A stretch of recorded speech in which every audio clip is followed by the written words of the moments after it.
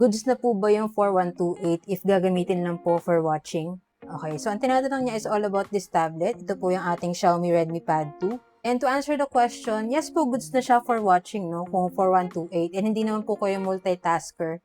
So personally, ginagamit ko lang din to pang nood ng movies, yan, sa Netflix, YouTube, etc.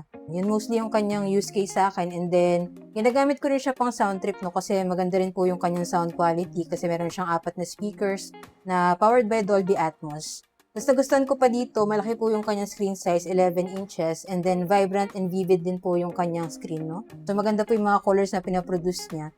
And then maliwanag din po siya, especially if naka full brightness po kayo.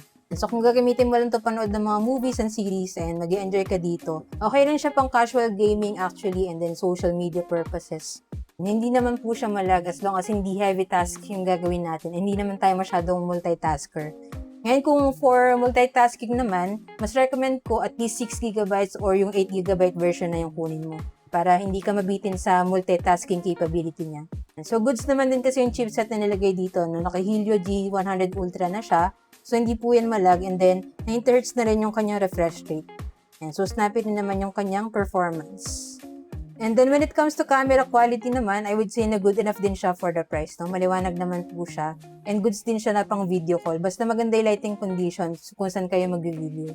Tapos sa battery, hindi ka rin mabibitin dito kasi naka 9,000 mAh na siya. So matagal po siyang malobat. Yan, especially kung pang nanonood-nood lang natin. So kung interested po kayo sa ganitong tablet, check nyo na lang po dyan sa Yellow Basket. Dyan ko nabili yung sa akin para same quality and legit store din yung mapagbilan nyo.